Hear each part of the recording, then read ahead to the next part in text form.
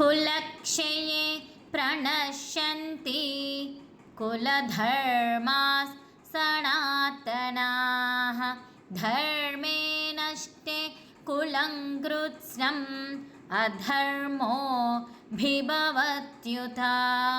దీని యొక్క అర్థం ఏంటంటే కులక్షయే అంటే కులం నశించినప్పుడు, ప్రణశ్యంతి నశించిపోతాయి, కులధర్మాః అంటే కులానికి సంబంధించిన ధర్మాలు ఆచారాలు, సనాతనాః అంటే ప్రాచీనమైన శాశ్వతంగా వస్తున్న, ధర్మే నష్టే అంటే ధర్మం నశించినప్పుడు, కులం కృత్స్నం అంటే మొత్తం కుటుంబం, అధర్మః అధర్మం, అభిభవతి అంటే ప్రబలుతుంది. అంటే ఇక్కడ ఏమంటున్నారు, ఒక కులం నశించినప్పుడు ఆ కులంలో తరతరాలుగా వస్తున్న సనాతనమైన ధర్మాలు ఆచారాలు కూడా నశించిపోతాయి.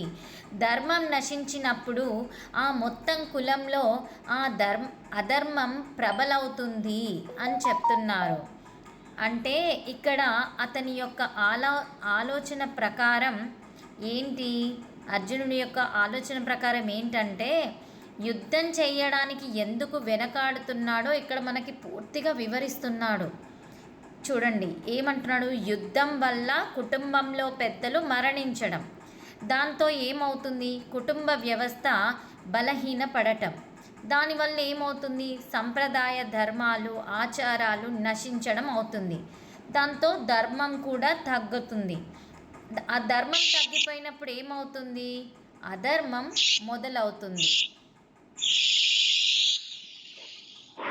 అంటే ఇక్కడ ఏమంటున్నారు, అర్జునుడి యుద్ధం చేయడానికి ఎందుకు వెనకేస్తున్నాడు, వెనక ఎందుకు ఆడుతున్నాడంటే ఆ యుద్ధం వల్ల ఆ యుద్ధంలో తను ఒకటే చూస్తున్నాడు, వాళ్ళని శత్రువులుగా చూడట్లేదు. ఎందుకు అంటే వారందరూ తనకు కావాల్సిన వారు, బంధువులు, స్నేహితులు, మిత్రులు, గురువులు, ఆచార్యులు, అలాగే తాతలు, మేనమామలు, అలా అందరూ తన దగ్గరి వాళ్ళే ఉన్నారు. కాబట్టి ఆ యుద్ధం చేయడం వల్ల ఏమవుతుంది, కులం నశిస్తుంది అంటున్నాడు. ఆ కులం నశించడం అంటే ఏంటి, ఆ కుటుంబంలోని పెద్దలంతా మరణించడం. ఆ పెద్దలంతా మరణించడం వల్ల ఏమవుతుంది అని అంటున్నాడు, అప్పుడు పెద్దలు మన కుటుంబంలో ఉన్న పెద్దవాళ్ళంతా మరణించినప్పుడు ఏమవుతుందండి, మనకి ఆ వ్యవస్థ అనేది మన కుటుంబం యొక్క వ్యవస్థ మొత్తం బలహీన పడిపోతుంది. ఎందుకంటే మనకు మంచి చెడు చెప్పేవారు ఎవరు, మన పెద్దవాళ్ళే. ఆ పెద్దవారే మన కుటుంబంలో లేనప్పుడు ఏమవుతుంది, మన కుటుంబం బలహీన పడుతుంది. అప్పుడు ఏమవుతుంది, మనకి ఆచారాలు, ఆ సంప్రదాయాలు, మనకి మనం ముందు చేసిన తరాలు పెద్దవారు ఎవరైతే ఉన్నారో వాళ్ళు ఉంటే వాళ్ళు ఎలా చేయాలనేది మనకు చెప్తారు. ఇప్పుడు వారే లేనప్పుడు మనకు ఆ సంప్రదాయాలు, ఆ ధర్మాలు, ఆచారాలు అన్నీ ఏమవుతుంది, మెల్లగా తగ్గిపోతూ ఉంటుంది. ఆ తగ్గుతున్నప్పుడు తర్వాత ఏమవుతుంది, మంచి చెడు అన్నీ తగ్గిపోతాయి కదండి. ధర్మం అనేది తగ్గుతూ మొదలవుతుంది. ఆ ధర్మం తగ్గినప్పుడు ఏమవుతుంది, అధర్మం అనేది పెరగడం మొదలవుతుంది అనేది అర్జునుడి యొక్క ఉద్దేశం. అంటే తన యొక్క ఆలోచన ప్రకారం ఇలా చెప్తున్నాడు.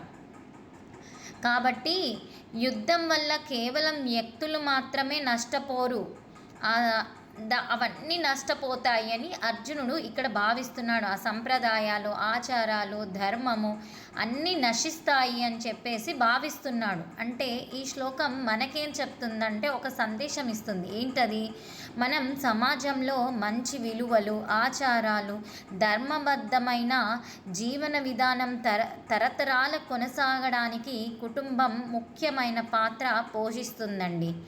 కుటుంబ వ్యవస్థలో విలువలు పూర్తిగా క్షీణిస్తే వాటి స్థానంలో ఏమొస్తుంది, అధర్మం అనైతిక పెరిగే అవకాశం ఉంటుందని అర్జునుడు ఈ శ్లోకంలో మనకు చెప్తున్నాడు. అంటే ఈ సారం ఏంటంటే కులం నశిస్తే కులధర్మం నశిస్తుంది, ధర్మం నశిస్తే అధర్మం ప్రబలవుతుంది అని అంటున్నారు. అంటే ఆ అర్జునుడి యొక్క మనస్సులో ఆ పెద్దవారు తన వారు అంతా మరణిస్తే ఈ ఆచారాలు ఈ ధర్మం అన్నీ నశిస్తాయి.